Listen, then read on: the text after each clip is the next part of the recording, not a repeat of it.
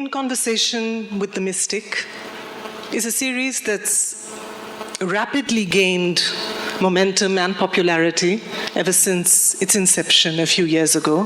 The focus this evening, as we all know, is of life and love.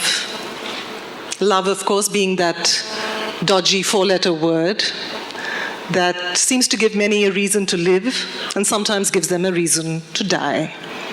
And then there's life, also a four-letter word, just as mystifying, just as enigmatic on occasion. And so we have our two speakers this evening who will be exploring these words, unpacking them, demystifying them. We have the magic of the movies, and we have the profound realm of the spiritual. Where does that magical meet the mystical? We'll find out. Good evening, everyone. Good evening, everyone. Nobody's saying anything. No, they're all here, but they're very silent. They're all waiting for it all to begin. And let me tell you, I have to confess, as I came on, before this I was quite relaxed, but as I've come onto the stage, my heart is beating really fast. So while Guruji was praying, I was saying to myself, I must be relaxed. This is the time. When I am with my Guru, I must be relaxed. This is it. So yes, I will calmly begin by thanking you, Sadhguruji, for giving me this opportunity to be in conversation with you. Isha Foundation, thank you very much. I thought when we're talking about of love and life, heart beating is a good thing. Okay. Yes, it is a good thing. It shows I'm alive and in love and about to begin this conversation. And Sadhguruji, I want to say I have attended your inner engineering program. I have seen some DVDs, I have read your books. And everywhere, there are your brilliant views on various issues. It could be from the making of a nation to the making of a toy car, from the running of a household to the running of parliament. You have brilliant views on every issue that one can ever question. Yet I know very little about you. And here's a brilliant mind with an, for lack of better words, I'd say out-of-the-box thinking. So different, so refreshing, so enlightening. I'm fascinated and I want to know about your life. And I'd like to know that, were you just born brilliant? Did it begin from that very moment? I was a normal birth, I didn't come in a box. My mother had a normal childbirth.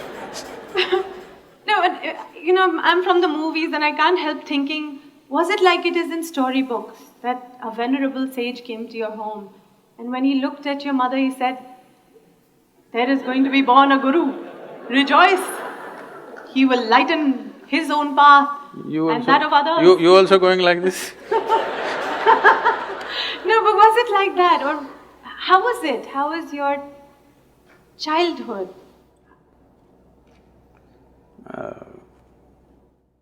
I don't think they all came to listen to my mother's labor pains. No, I'm really fascinated, intrigued that we're all here. But, the way you think, we wait to hear what you have to say. We've all been little children and we've all grown up, but we've grown up and been educated in schools but I find our way of thinking, our way of being very conditioned, like almost systematized. So where did it all begin? I think you're looking for something unnatural that happened there. One thing that could be considered unnatural was, it seems I was a very delayed birth. My mother went to the hospital 3 times and came back and she gave up, she said, he's not coming. And when it actually happened, it happened at home. My father being a physician, that was not possible, she had to be in the hospital. 3 times she went and 3 times it didn't happen. They did everything possible and she gave up. so it happened at home. So that's the only reasonably unnatural thing, everything else was natural birth. I didn't come in a box and I refuse to be educated so the question that you're asking is, do people grow up and blossom or are they brought up by somebody? You will see the general expression is, I was brought up in this place, I was brought up in that way. Especially in the West, you will see, I was brought up Christian, I was brought up Jewish. These are very common words. I think it's absolutely ridiculous and humiliating that a human being has to be brought up. You bring up cattle, okay? You don't bring up a human being. A human being is supposed to blossom by his own nature. That is why he is on the top of the pile, at least on this planet in the evolutionary scale. And most human beings don't seem to understand that, or they're not allowed to understand that by a whole lot of people and they need to be brought up. Bringing up means somebody is molding you. Molding means it's a predetermined shape. No flower that blossoms is the same way as another one which blossomed yesterday. But a mold means it's always going to be the same. If you make a mold, the idea of making a mold is that we want to have the same form again and again and again. Right now, generally, that seems to be the work, unfortunately, of the current education system, the so-called religions that are operating in the world, and of course the family. They want you to be in a certain mold, they don't want you to blossom like a wildflower because they're afraid of anything fresh happening among them. They want something that is familiar, they don't want something unfamiliar to be born among them. So, if you have succumbed to that system, then yes, you've been molded into a certain form. If you allow your humanity to blossom, then you will see you don't belong to any mold. This is the beauty of being human, that there is no a particular way to be. If you were a dog, you would be one way, if you were cattle, you would be one way, if you were a sheep, you would be another way, if you were a bird, you would be another way, a grasshopper another way. But to be human means there is no particular way. What is human is not defined, not described. It is just that. For every other creature on this planet, nature drew two lines. Within that, they have to play their game. For a human being, only the bottom line is drawn, there is no top line. But socially, people are trying to draw a top line for themselves. But nature has not drawn a top line for you, it's a limitless possibility.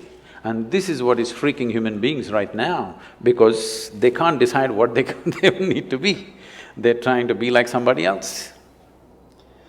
Only bottom line is set, top line has been removed. This is evolution. But wait, we still didn't quite get to…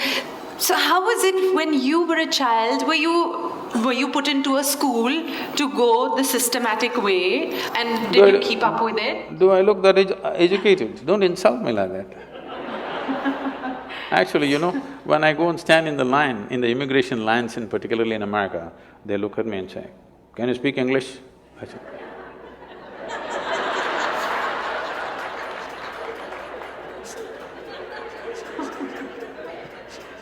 because I have that uneducated look, it's not easy.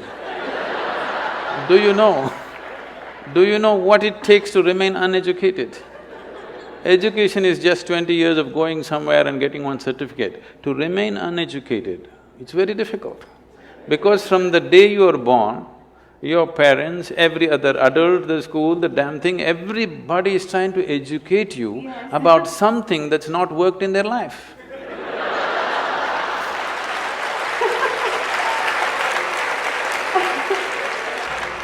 And then, did you also, like we all went through these confused teenage years of not really knowing where we're going? I mean, did you clearly know your path? Not at all. I was… right from 3 or 4 years of age, I was always a million questions hanging in my head. I have a question about everything to everything. questions means very fundamental questions about existence itself, my own existence. So when I was 3-4 years of age, suddenly I realized I know nothing.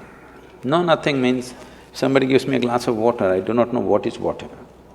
I know how to use it, I know if I drink it, it'll quench my thirst and so many other ways of using it, but I do not know what is water. I'm saying even today you do not know what is water. So only thing available in all three states on the planet, two-thirds of the planet is water, two-thirds of your body is water. If you think life, we think water. But do you know what it is? With all the scientific exploration, we do not even know a single atom in its entirety. Today our idea of science is learning how to use everything. Yes, we know how to use an atom, we know how to break it, we know how to fuse it, but we really do not know what it is. Any one thing, tiniest thing in the creation, we do not know in its entirety. This is the fact of life. Well, even something simple as what you started with saying, that looking at water, I mean, straight away I was taught water, H2O, and what it can do, and you can mix it with colors and it becomes that, you can drink it and it quenches your thirst. But I never looked at it and said, I don't really know what is water. Because nobody looks at anything. See, everybody is looking like this. Nobody has any attention for a piece of life here. They're like this. If you pay attention to one life, one blade of grass, one grasshopper, one human being, something else will happen. That's why we said life and love, because if you pay attention to one human being, some love will happen within you, okay? If you miss life, at least some emotion in that direction must happen to you.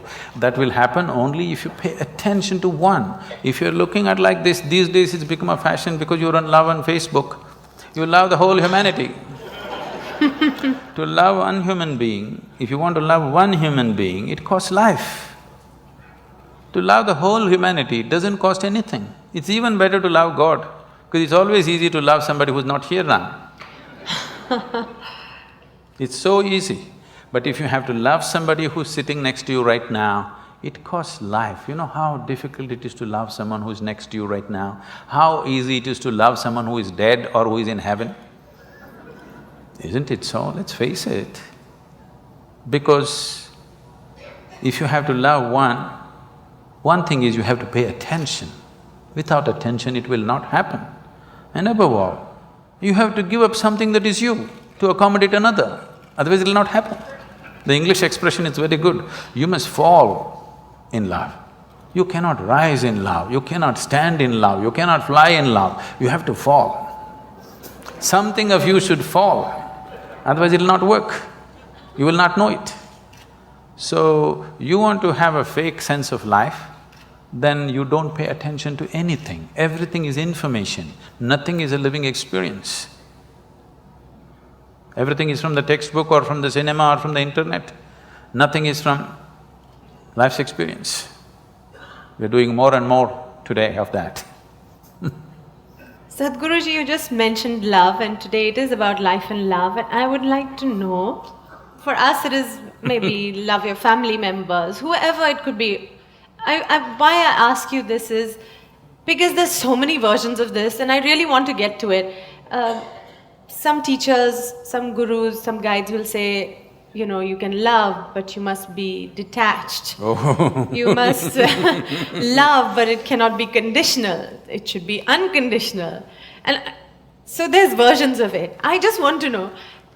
See, So, the simple way of make you keep coming back to me is to give you something that you cannot do.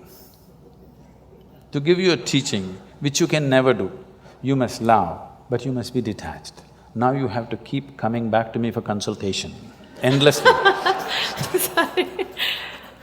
I'm saying throw yourself into your love affair and die into it, something will happen. Something worthwhile will happen if you're willing to die into the process. Not just anything, whether it's your work or your life or your love or whatever, if you do not know how to throw your entire self into it, you will never know the taste of what it is. Love but be detached. Why do you want to love then? Only because you want to include somebody as a part of your life, part of yourself, that's why you love. No, I love but I am detached. This means you have to come back to consultation every day, it's like a psychiatrist's job. Every day you have to come and sit on the couch. You need treatment and there is a fee. So, okay, all right. So you can love and be attached. No, I didn't say that. Okay, I'm coming back for consultation, please. So what did you say? I only said, see, what is this need for love in a human being? You must understand, a human being constantly, a human being is longing to be something more than what they are right now. If this finds a simple, basic physical expression, we call this sexuality. Sexuality means just this, physically you're trying to make something which is not you a part of yourself. For a few moments you may succeed. If you try this mentally, it gets labeled as greed, conquest, or maybe simply shopping. Shopping. Oh. Some people go for conquest with swords and guns, some people go with checkbooks and cash, credit cards. The thing is, you want to include something which is not a part of you as yourself, that is the whole effort. Whether you want money or wealth or you want to occupy a nation, what is it? Something that is not you, you want to make it yours. Yours is an effort to make it a part of yourself. If it happens emotionally, on the emotional level, if you try this, we call this a love affair. You're trying to make somebody who is not a part of you, a part of yourself emotionally. This is a love affair. If you do it consciously, we call this yoga. Yoga means union. So all these efforts are fine, everything has its own beauty but has its own limitations. When you understand the limitations of all the other methods, nothing right or wrong about it, it is just that it will work briefly, it will not work for always. When you realize that, you consciously try to include. When you consciously become an inclusive process, if you sit here, if you experience everything as yourself, then we say you're a yogi, okay? So this is a love affair successful. It was something you said at the end which I would like to ask you again. You said love, inclusiveness. I can't understand how I can love everybody in this room. You cannot. There's some people you cannot love. I can barely see up there and up there. So how is that? How do you include everybody in your love? See, because you're looking at love as something that comes to you or you yield to the process of love only because you appreciate a particular quality, a shape of somebody's nose or the shape of their mind or their thought or their emotion or the way they speak or the way they do things or the way they relate to you, something, okay? There are many things. It is based on something that is acceptable to you. If they do something that is not acceptable to you, love crumbles. Yes. Now what I'm saying is, I want you to look at this, whether love happens to you or hate happens to you, anger happens to you, misery happens to you, joy happens to you, it only happens within you, isn't it? Yes. It never… People say love is in the air. No. Because you are feeling very pleasant in your emotions, suddenly air feels vibrant, it always been, you missed it all your life, now you're beginning to feel it. Okay. All right? So, whatever human experience, love or hate, whatever, happens only within you.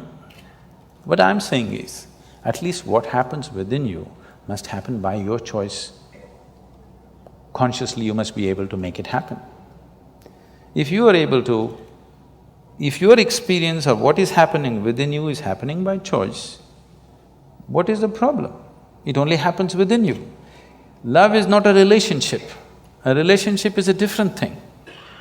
Love is a certain sweetness of your emotion.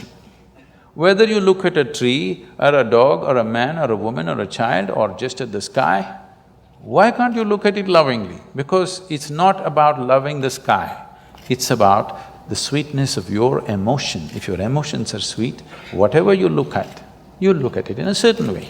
Right now you have nasty emotions, whatever you look at it in a different way. So you have always associated love with somebody. No, this is not about somebody. Love is not something that you do, it is something that you can become.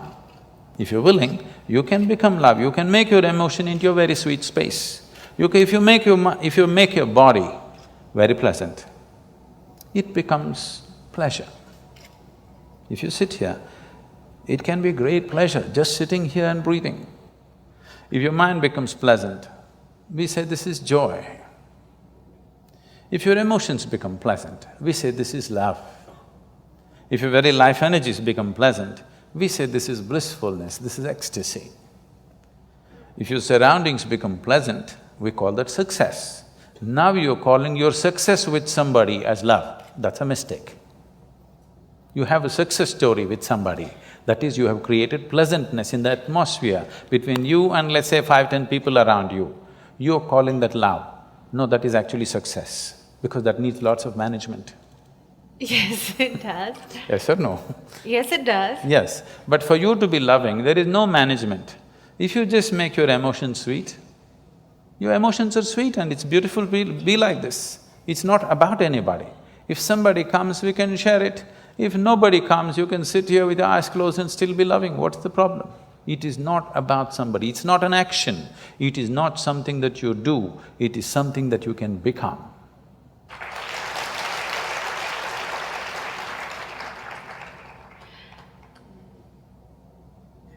It's a lovely, idyllic.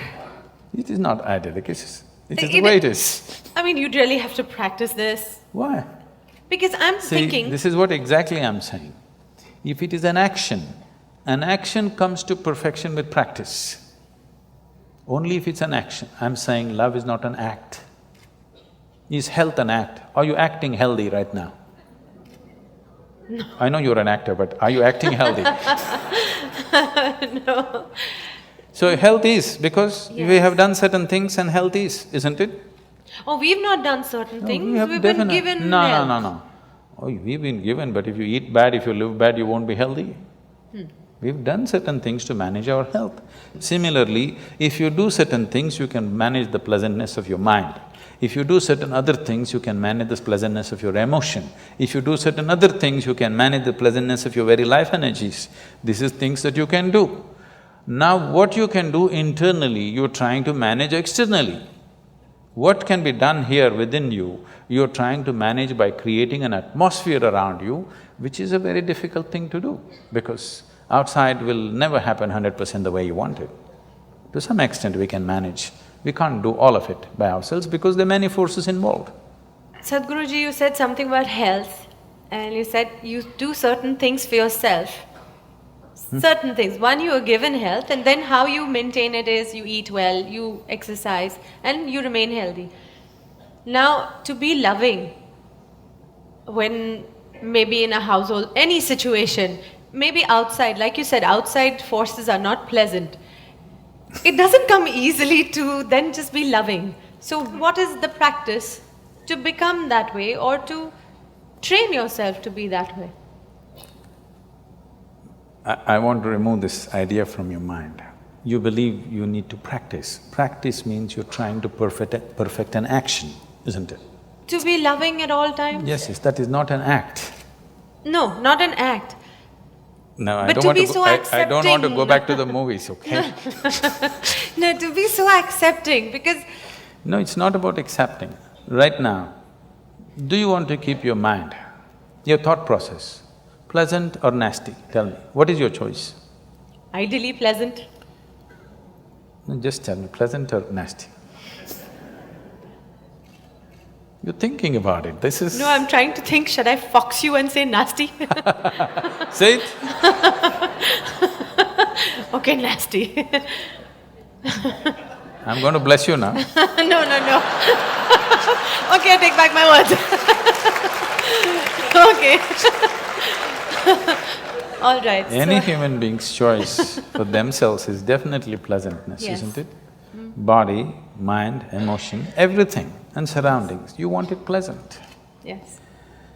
So why is it not pleasant? Surroundings are not pleasant because of many things. Yes. If your thought and emotion are not pleasant, it's entirely you, isn't it? Yes. Surroundings, not entirely me, it's so many forces. We have to manage them, we have to juggle them. Not always are we successful with everything around us. Different people have different levels of competence to manage the outside. Not all of us have the same, the skill to manage the outside.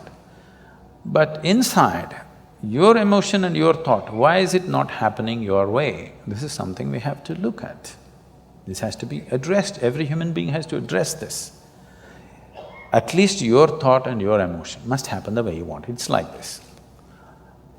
On a certain day, a lady went to sleep. A lady went to sleep. In her sleep, she had a dream, I think up there. Oh, there are two strata of people. Nobody's asleep, right? So that I could pick on you, I'm just looking if I can see. She went to sleep up there and in her dream, she had a dream. In her dream, she saw a hunk of a man standing in that corner. And then he started coming closer and closer and closer. He came so close she could even feel his breath. She trembled, not in fear. And then she asked, "What will you do to me?" The man said, "Well, lady, it's your dream."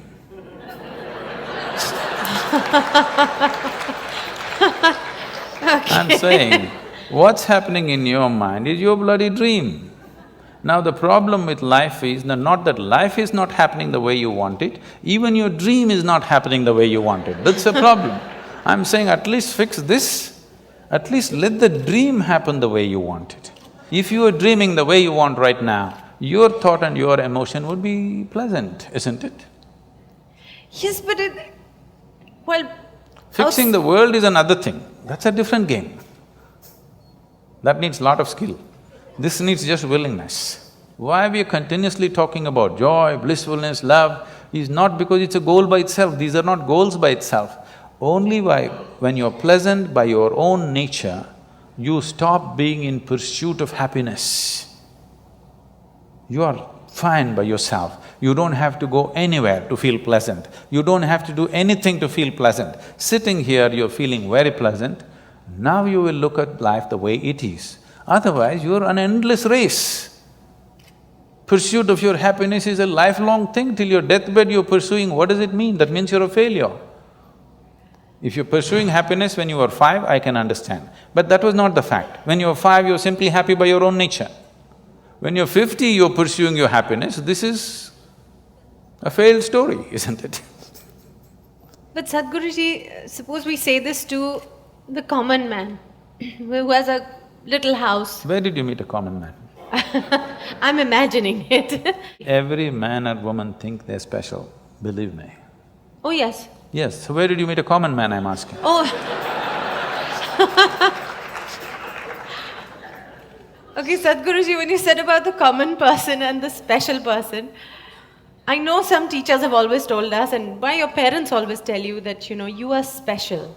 Each one of us is unique. I remember this part, I'm not sure whether I heard it at your discourse or on a DVD of yours, where you said it was about, people being special and us always thinking that God knows of us. And you said something like, do you know all the grasshoppers in your garden? So, of course, all of us have said no. So you said something like, so how does God know each one of you then? And I was devastated. Because I always thought somebody out there knows me, cares about me, and I'm special. You thought you were number one on his book, is it? Well, I've been told since I was a kid, you're special, you're unique, and God cares about you. When somebody says you're unique, it's an insult. No, you said no top line, so you're okay. peaking in different ways. In this vast cosmos, this solar system is just a speck. Tomorrow morning, if the whole solar system disappears, vanishes, evaporates, nobody will even notice it. Maybe it's not even on the account books of creation. It's so small. In this speck of a solar system, planet Earth is a super speck.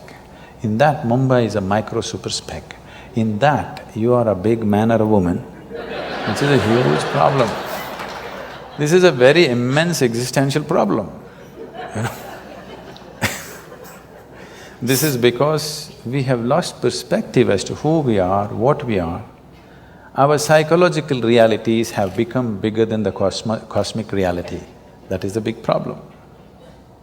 It's time you step out of your cinema. I'm not talking about the Hindi cinema, I'm talking about the cinema that everybody is playing in their own minds. See, right now they darken this whole hall because it works best that way. This is the basic technology of a cinema.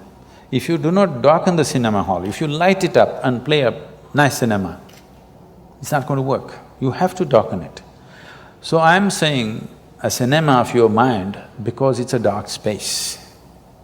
Every thought is enlarged, playing out bigger than the cosmic space.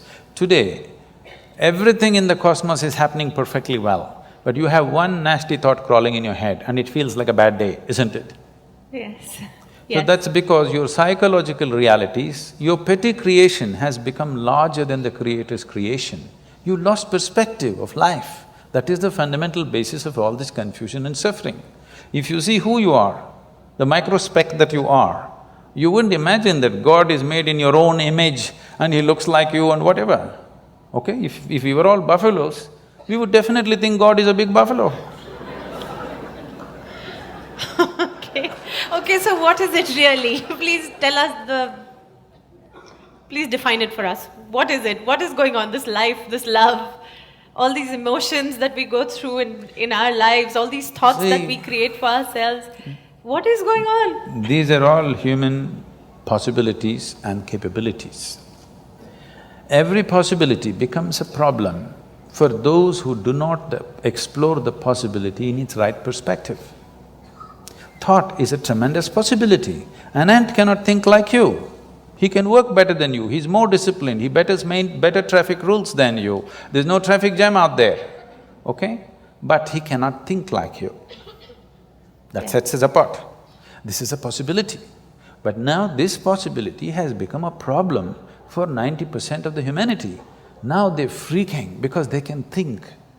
And they're thinking all the wrong things, their thoughts have become nasty. If they were pleasant, they would have enjoyed their thought process. Because it's become nasty, it's becoming an ailment, isn't it? People are suffering their thoughts immensely because they do not know how to keep it pleasant, nothing has been done towards it. So what is a possibility always becomes a problem if you do not explore it in the right perspective. So your thought and emotion has become a problem. Now love affair is a problem, you're making all kinds of things out of it, which are all coming from this misunderstanding. Not understanding this thought and emotion is generated by me, I can generate it whichever way I want. If nastiness is what you like, you do it. I don't care if that's what you like, but you're suffering it. If you're suffering it, you shouldn't be doing it. I'm not telling you be loving. What is your choice, pleasantness or unpleasantness? If unpleasantness is your choice, you enjoy it, do it, what is my problem? You want to drink poison, what is my problem? I'm just telling you, this is poison, this is this. Drink whatever you want, but by choice. Don't drink unconsciously, that's stupid. That is not befitting of a human being. A human being means we are far more conscious than every other creature on this planet. That's what sets us apart. Every creature eats, but we can eat consciously. So our eating becomes so many things. Every creature has sexual drives, they go and fulfill it whichever way. We can do it consciously, so we become something. We are doing the same things, but we are doing it consciously. Suddenly there is a magic about it, not because sex is magic, food is magic, no. Because we can do it consciously, every basic act like eating and copulating becomes magical because we can do it consciously. If you leave that one thing, if you exclude that one thing from your life, that you're not conscious about the way you think, the way you feel, the way you act, the way you move your body, if you're not conscious about it, everything can turn ugly, everything can become nasty. So it is this which sets you apart from every other creature. So, A dog is walking on the street, if you show it a biscuit, it'll wag its tail. If you do this, grrr, it'll do. If this is what you are, that if somebody is nice to you, you'll wag your whatever. If somebody is not nice to you, you will bite them. I'm saying where is evolution in you? Forget about civilization, I'm talking about evolution. Where is the evolution? Where is the sign of evolution, I'm asking? Okay, Sadhguruji, let's go to… I've seen people copying answers in examination, but never yeah, questions. I've got questions. Well… today many women in our modern society are stepping out and having a career. And I'd just like to know, what do you think of this? Of women stepping out, being career people, managing home as well, being financially independent? Is this good? Say, every woman should do what she wants to do as an individual person. It should not be made into a trend in a society or the only right thing to do in the world. Because I think if a woman intends to have 2 children and raise them, I think it's a full-time job. I'm not saying she should not go out and work. If she wishes to, as an individual person, she's free to do what she wants to do. But having 2 children is not about reproduction. You're manufacturing the next generation of people. How the world will be tomorrow will be determined by what kind of mothers you have today, believe me. You know, I've seen many ladies coming to me and say, when I ask, what are you doing? Oh, I'm just a housewife. I said, why do you say you're just a housewife? You don't seem to understand the significance of, being able to nurture 2 or 3 new lives. It's not a not important job. It's a very important job. Career, I want you to understand, right now because we have made the whole world into economics, unfortunately women also getting as stupid as men, as if how much money you earn is going to determine the value of your life. No, it is just procurement of things that you need. Money is just about that. Man was procuring, woman was taking about the more beautiful aspects of life. Now woman also wants to procure. If there is such an economic need in the family, fine, she must do it. But it is not a compulsive need. It must not be set up as something better to do than doing something. If she sings song, if she plays music, or if she just loves her children, or if she cooks beautifully, or she just lives beautifully like a flower, it's good enough, I'm saying. It is not necessary that only if she earns this much money, she is doing something valuable, otherwise she's not. If there is an economic need, she can do it, or if she has a passion for doing it, she can do it. But let not such values be set up in the world because you are not evolving, you're regressing. You are making survival more important than aesthetics of life.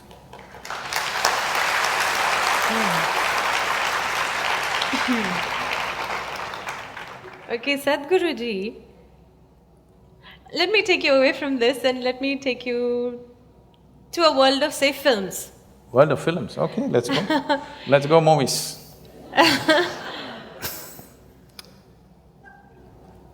Years ago, when films started and, through the 60s, 70s, there were lovely stories, nice values, beautiful music, lyrics. By the time I was the star in movies, some of our jhatka matkas might have shocked the previous generations and they must have said, what is all this? But it was still within limits. Whose limits? I mean, what's acceptable to society, whatever. I'll say, and then now, today, the complexion of films, the kind of films we see, it's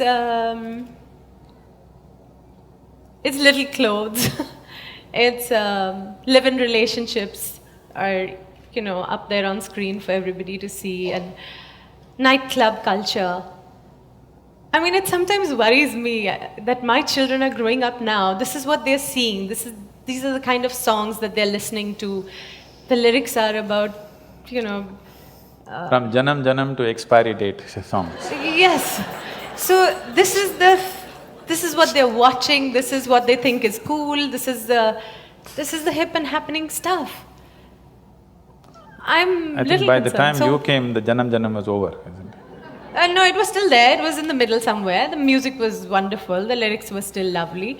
But today it is Munni Badnaam Ho Gayi, and things have really moved to chewing gums, and I am forgetting at this moment what the lyrics are. But then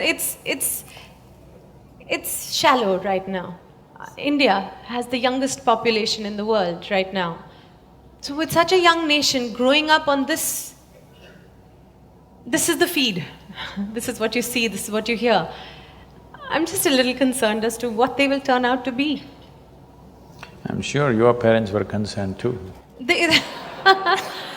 Okay, so can I'm sure my parents were very concerned when I was growing up. So every parent has this concern, every generation has this concern that the next generation is going wrong, always. I understand what you're saying. This sudden change, if every generation likes to go one step beyond where the previous generation has stepped in, on almost everything, just for the sake of doing something different, or it's natural, they have grown up in one atmosphere, they take it to another level. They move to the next level. Yes. Next is not always next. That's what you're saying. Next is not always next, right? Yes, it's not higher, it's somewhere else, It's just next. So, this concern is always there, but right now, the change that is happening is not the next. It is a serious influence because in the last 15 years, the world's ability to communicate across cultures and borders is so heavy and so unprecedented. Nobody has ever been used to this kind of influences before, okay, never before. This level of influence on our young people, never before possible, no other generation has ever experienced this kind of onslaught from so many directions, and the volume of influence is too big.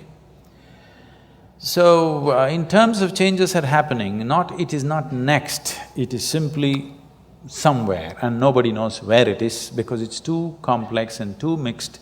Nobody knows where it is, including the young people, it's just a mix of things. So this is because of a sudden onslaught of information and communication.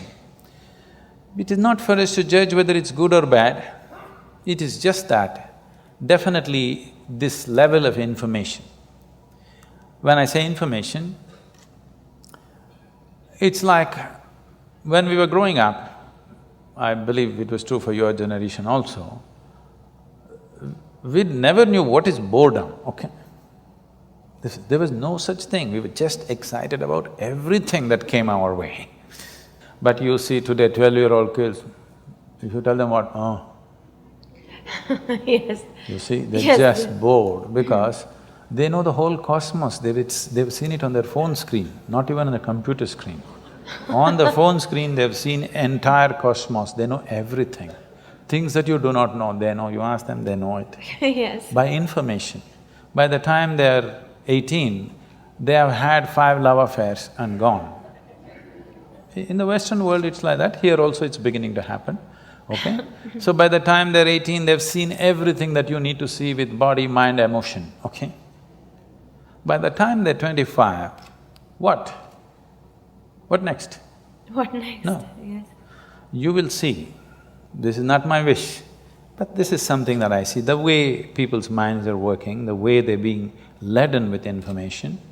I'm not by any standards a pessimistic person, but I'm just seeing this. If this level of information continues and it'll multiply manifold for the coming generations, you should not be surprised in the next 50 to 100 years, if 50% of the human population choose to commit suicide, you should not be surprised, because that is what will happen to the mind.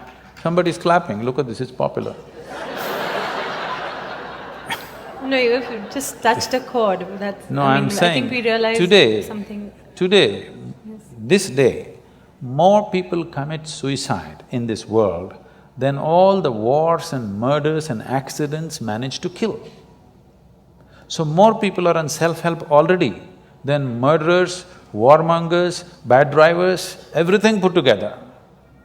More people are on self-help. And if this level of information onslaught continues on human mind, I know the nature of mind absolutely, because I know my mind. I know how it works, what it can handle, what it cannot do. I know it clearly what human mind is. That's the reason why I don't have to read people's books or listen to their entire thing. If they say one sentence, I know what their mind is. Because I know the structure of human mind entirely. Otherwise, I won't be who I am. So, I'm saying this, if this level of information onslaught continues at the same pace or at higher pace, which is possible in the next few years, this will definitely lead to wanting to terminate yourself because there will be nothing to live for. There is no joy and excitement about anything. You please watch your children. By the time they're 12, 15, they're just bored. You look back at your own life. Those of you who are over 50 years of age, just look back at your own life. When you were 12, 15, was there any room for you to get bored about anything? Simply you were excited about every little thing, isn't it? Today you will see it's almost a common feature. 12, 15-year-old kids are just bored. Only thing is… Yes, they're all on iPads, iPhones, yes, they're on gadgets. Because we are talking about love and life, all this will not mean nothing. Because you had one love affair when you were 18 years of age, you thought this is your life and you're going to willing to die for it, whether you died for it or not. But at least at that time you thought you'll die for it, okay? Today on Facebook they have 22 love affairs going simultaneously. It just means nothing. I'm not saying they should have it or not have it. All I'm saying is, this will lead to a certain overload on the mind, and suddenly a human being will think, why am I here? You know that big Shakespearean question, to be or not to be? Yes. This is not the most intelligent question. Unfortunately, people think so. This is only because you have not been touched by life. You are not a piece of life, you're just a psychological case. You're full of thoughts and emotions. You have not touched life at all. You think your thoughts and emotions are life? No. Your thoughts and emotions are the drama that you're creating in your mind. It is your cinema. You must be able to end it somewhere. If you do not know how to put the end, then it's going on endless cinema, you're going crazy. Life is happening here. You know, your work is not life, your family is not life, your career is not life, your cinema is not life, your thought is not life, your emotion is not life. Life is happening here. Everything else is accessories to life. Now, the frills of life have become larger than life itself. Life is entirely missed. If you touch life within you, then it's an explosion of energy. When such a thing never happens to you, because you have information about the whole cosmos on your phone screen, you will never be touched by life because too much information, too much thought, even emotion is drying up, too much thought. This has happened. If you look at European philosophy in the last 150 years, you will see, if you read Dostoevsky, you will want to commit suicide. Brilliant, intellectually brilliant, but you will wonder why are you alive? Because intellect is like that. If you wake up in the morning, devoid of touching any life's experience within you, don't think about your child's face, do not think about the flowers in the garden, birds in the sky, nothing beautiful that ever touched you. Just think logically, you have to get out of bed, that's not a small feat. You have to brush your teeth, breakfast, go to work, eat, sleep, again tomorrow morning same thing. Next 50 years you have to do the same process every day. If you look at it 100% logically and intellectually, you will have no reason to live tomorrow morning. It's only if you're touched by something, suddenly it's worth living.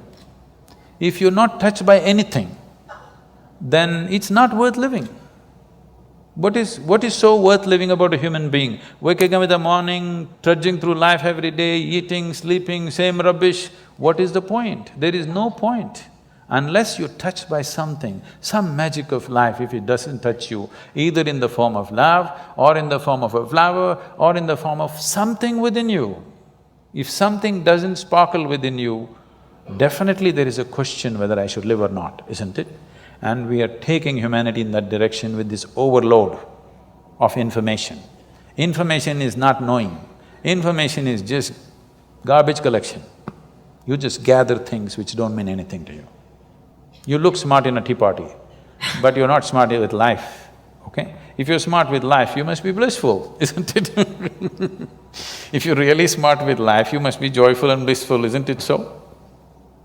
You're only smart in a tea party because, when somebody is talking something, the galaxy Z22, what happens there?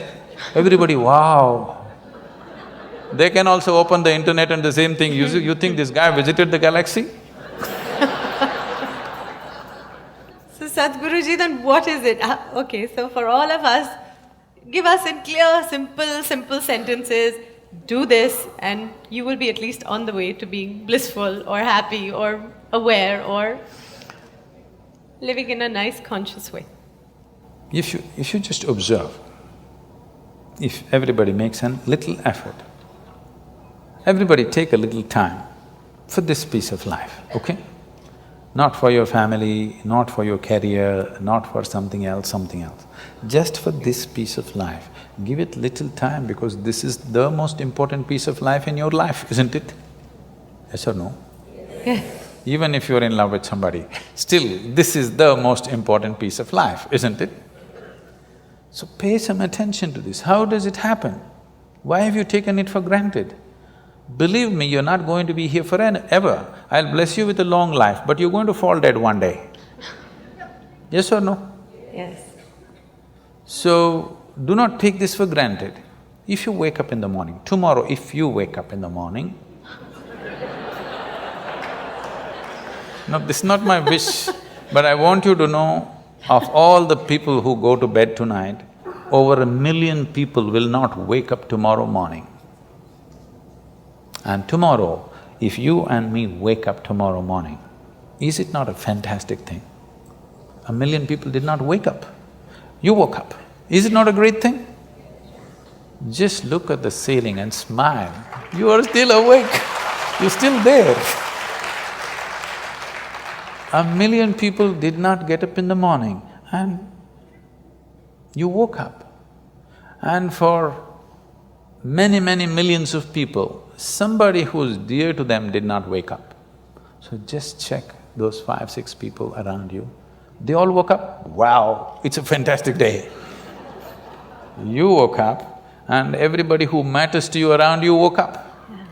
Is it not fantastic day? Yes. You don't think so? Yes. Yes. You don't seem to think so. Yes. Because the problem is just this, you are living with an idea that you're immortal. When I say you're immortal, you're not actually thinking you're immortal, but you're not conscious of your mortality. If you're not conscious of your mortality, somewhere you think you're immortal, isn't it? How many moments in a day are you conscious that you're mortal? If you were conscious, would you have time to crib? Would you have time to fight with somebody? Would you have time to do some rubbish with your life? If you knew, if you are conscious that you are mortal, you would do nothing other than what is absolutely needed for you and everybody around you. This one thing if you do, if you just remind yourself, you don't think this is a negative thing. Death is not a negative thing, it's the only thing which has added value to your life. If you're here forever, you would be unbearable. Yes, yes. Isn't it? Aren't we glad everybody dies one day? If you just become conscious of this one thing, that always you're conscious that I'm mortal, you don't have to think, I will die today, we don't intend, we want to live as far as possible. Just one day I will die. If you're just conscious of this one thing, you will naturally become spiritual. You will not become spiritual by thinking about God, you will become unrealistic, hallucinatory. You will start talking to somebody, you will start doing all kinds of things. Already people, they have earphones on and they're talking, you don't know whether they've lost it or they… 10 years ago, if somebody was walking on the street talking, you would know that he's lost. But today you don't know whether they got their headphones on and they just lost it and they're talking, we cannot make out. But if you are conscious that you are mortal every moment of your life, spiritual process has begun for you.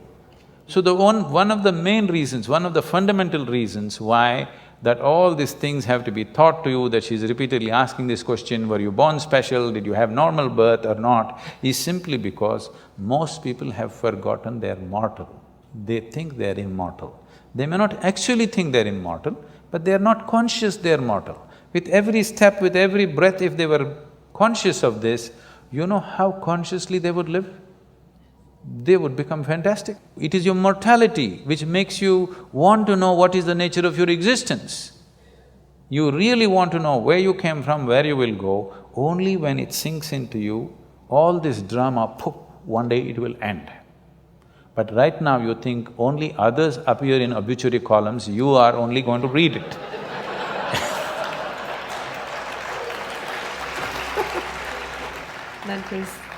That is simply beautiful. That's all that's needed. If you want to know the value of life, just know that it's a brief happening. The time that you spend here as life, it's a very relative experience. If you're truly joyful and ecstatic, it's horribly brief, believe me. I feel like I was born day before yesterday, see already how I've become. Okay? Yes. But on a particular day, if you're depressed or miserable, It seems one day seems like an endless thing. So, only miserable people have a long life. If you're a joyful, ecstatic person, life is always brief. If you live to be 100, it's still very brief for what possibilities a human being carries.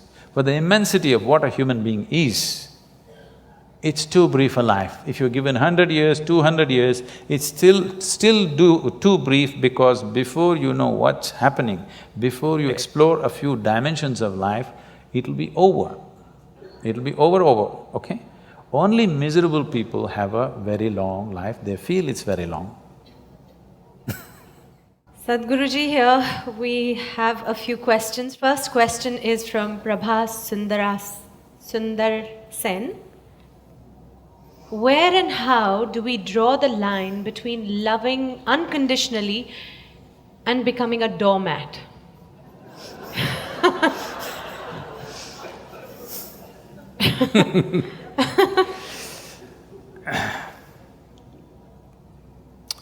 See, we need to understand this. What's being right now passed around as love is generally a mutual benefit scheme. You give me this, I'll give you that. If you don't give me that, I don't give you this. This is not said, but it's done. Okay. It's done, isn't it? It's not said. So, human beings have physical, psychological, emotional, economic, social and various other kinds of needs. To fulfill these things, when you say, I love you, instead of making these things ugly needs that we have to, ugly transactions that we have to do, you give me this, you give me that, to bring some aesthetic and beauty to this transaction, we coat it with a certain amount of sweetness of emotion, which we call as love affair, where the transactions happen more smoothly, because once we are human, somehow doing basic transactions in a basic way makes us feel ugly. If you take food with both your hands and eat it, it's ugly, isn't it? We want to eat in a certain way. Similarly, to fulfill our physical needs, emotional needs, economic needs, we have arrangements where we can conduct this in a more aesthetic manner. I'm not saying it's right or wrong, this is the fact of life. So this level of love, I call this is enough to fulfill the domestic needs of one's, for two people to live together, to fulfill their needs, to produce children, to raise them. Domestic level of love affair people can have. But if people want to have a love affair which will bring them to an ultimate union, then not many people are competent to do that. Not many people are ready to have that kind of a love affair where it'll make two lives into one. Two becomes actually one in experience. That will need something more. Most people are competent of using love to fulfill the domestic needs. But to go beyond that, they are not ready. And when I say they're not ready either, I'm not talking about this person or that person. So when one is ready and another is not ready, or one is making an effort and another doesn't have the effort, then it feels like somebody is becoming a doormat. That is what it is, that it feels like they're being exploited.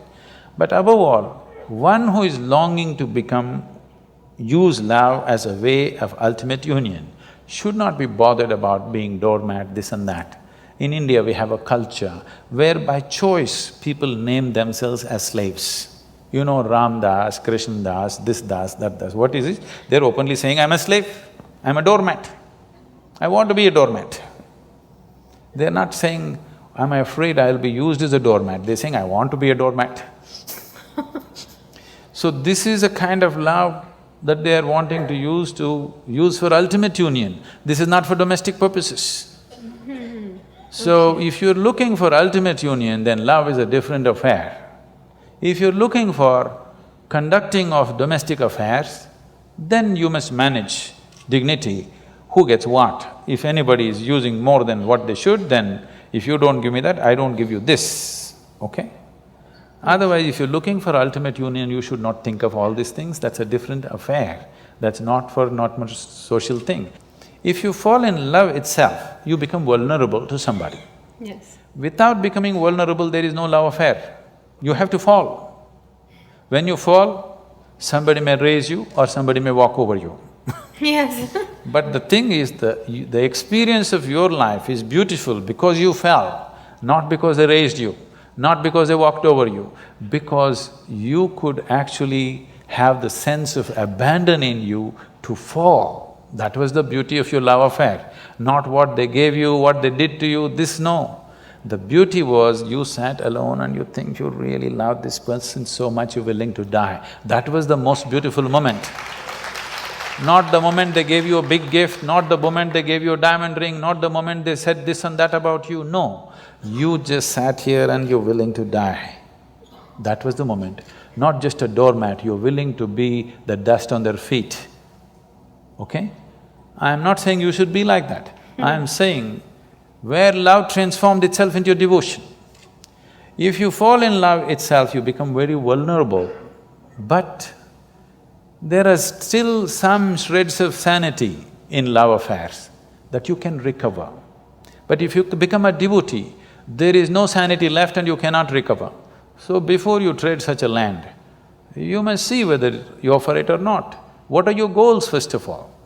If your goal is to make a life, a cautioned, a very measured love affair is good. But your thing is, you want to dissolve into the process of life, you don't want to have a good life, you're not planning to have a good life, you just want to become an explosion of life, you don't care what you get and what you don't get, then you become a devotee. Devotion means it's your intention to dissolve into your object of devotion. So a devotee is not expecting whether I'll become a doormat or a crown on somebody's head. Whatever I become, as long as I can touch your feet or head or whatever, it's fine with me. Yeah. So that's a different state of existence. I don't think somebody who's looking for a domestic level of love affair should even ask that question.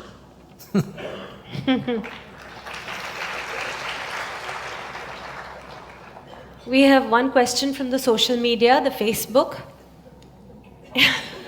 Amit Madan wants to know, in this materialistic age, the real feeling of love is disappearing from our life. Most of the love we receive from others and express to others is superficial. How can we reinforce the real feeling of love in our own life and in others? Forget about others. If you learn to be loving by your own nature, not because of somebody else or something else. I know the question is coming from Facebook, there's an enormous possibility. You can even love those people who don't even exist. So I'm saying it's a tremendous possibility. So, if you just become love, not love somebody, then you will know the nature of love. If you love somebody, it's a fickle happening, because no human being will happen 100% the way you want them. Every human being on this planet is going to disappoint you, believe me. Not because they'll do something wrong, because nobody can fulfill the unrealistic expectation you have of them. It's simply not possible. Have you been able to fulfill anybody's expectation, I'm asking you, entirely? Partially, but never entirely, isn't it? So nobody else will be able to do it. Unless you're still such a hopeless romantic, you're still waiting, that ideal person is going to come from somewhere. No, believe me, whoever comes, I want you to know, the ideal people whom you worship, when Krishna was there, his wives complained, all right? So there is no hope for us. Yes, please remember this. Okay. Sadhguruji, this is where we open, the platform. It's anybody has a question, this is the moment. Yes, please. My name is Anant. My question is about marriage, divorce. No, they're two different things, huh? See, today is many youngsters, like many of them, they don't want to marry. And few of them who marry, there are occasions where they are getting divorced. So, would you like to throw some light on this situation, Sadhguru? So you need to understand the institution of marriage. One thing is, as we said a little while ago, it's about bringing a certain sanctity to the simple basic needs that every human being has. I will repeat, there are physical needs, there are psychological needs, there are economic needs, emotional needs, social needs, variety of needs. To fulfill all these things, we set up an institution called marriage where all this can be conducted in a sensible manner. Otherwise, if we did it on the streets like every other creature, it would turn ugly for us and we will feel not good about it. So to bring some sense of organization, some aesthetic, some stability, because man and woman coming together naturally brought fresh life. The nature of human life, the nature of human offspring is such that because of the possibilities that a human being carries, it is, compared to any other creature, it is the most helpless life, which needs maximum amount of support. You could leave a puppy on the street, as long as he gets food, he grows up into a good dog, no problem. But not so with the human being, he doesn't need just physical support, he needs variety of support and above all, a stable situation. Whether there should be marriage in society or not, one will debate when they are 18 because physical body is asking for freedom, all right? At that time, everybody questions, is marriage really needed? Why can't we just live whichever way we want? But when you are 3 years of age, you valued marriage immensely, a stable marriage immensely, isn't it so? Yes or no? Yes. Yeah. Not yours, your parents. Your parents, yes. When you're 3-4 years of age, you're 100% for marriage. Again, when you become 45-50, you're 100% for marriage. Between 18 and 35, you're questioning the whole process. Okay? That's true. I'm not saying marriage is the thing, but do you have a better alternative? If you have a better alternative, damn the marriage. But you have not come up with a better alternative, because a stable situation is a must for a child. Once you have a child, it's a 20-year project. Okay? That is if they do well. If they don't do well, it's a lifelong project.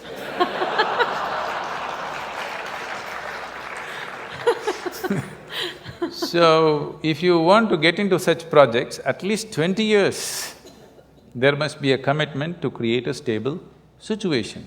Your whims and fancies will change, your emotions will change. If that is what it is, don't get into such situations.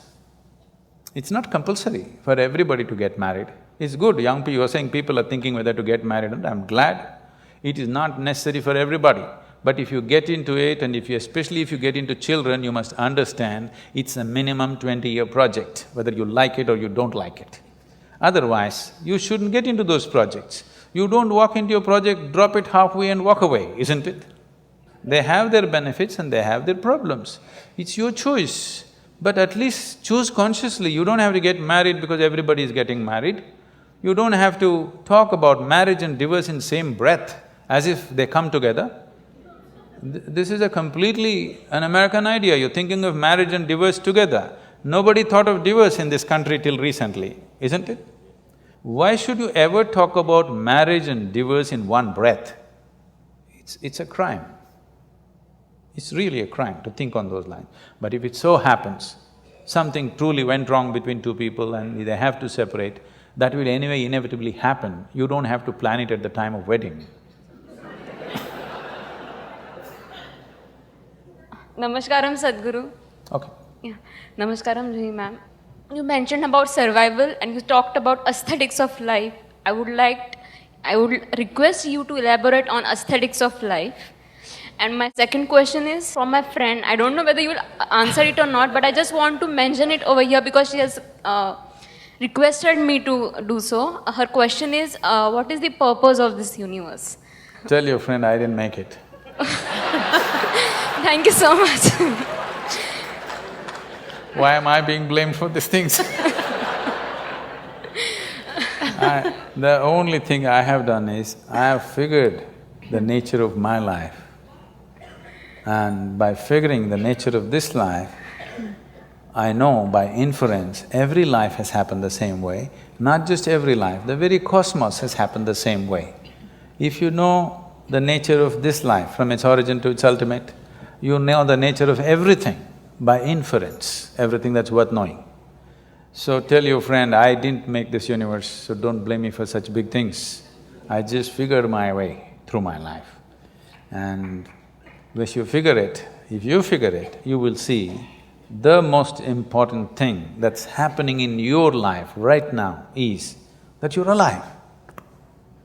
Nothing else. Not that stocks have gone up today, that's not the most important thing. Not your love affair, not this and that. If you don't understand what I'm saying, suppose tomorrow you lost… I'm not saying you must wish, I'm not wishing you must lose, but suppose tomorrow you lost half your money and you're feeling depressed and your mind says, I want to die. Close your mouth, hold your nose like this for 2 minutes.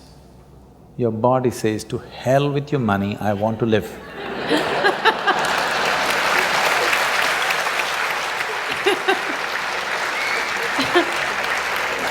Tomorrow, you found your love affair collapsed and your mind says, I want to die. Check. The life within you says, to hell with your love affair, I want to live. Every time you feel little suicidal or depressed, just check. The life within you says, to hell with all these things, I want to live. So I want to know the most important thing that's happening to you right now is life itself. Not the fancy thoughts that you have, not the emotions that you have, not financial arrangements or family arrangements or whatever rubbish you have built around you. These are all accessories to life. These are all frills. Frills are so much you're missing the skirt, that's a whole problem with you. Yes, so much frill. Fundamental things are forgotten. So, this is the most important thing. Right now for most people, life means their job, life means the new house they're building, life means the car that they bought, life means their wife, their husband, their children. No, life means what's throbbing here, not even your body, not your mind, not your thought, not your emotion. What is right now throbbing here, this is life.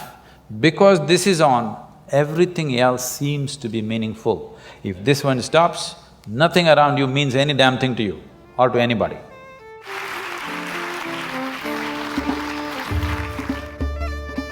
I liked what Sadhguruji today, what he was explaining, that this blissfulness, this happiness, whatever it is not outside of you and it is there with you. If you at every moment remember that you are here only for this brief time, wouldn't you do the best every moment? Wouldn't you love everybody that moment? Wouldn't you do all the things that you love or you value every moment of your life?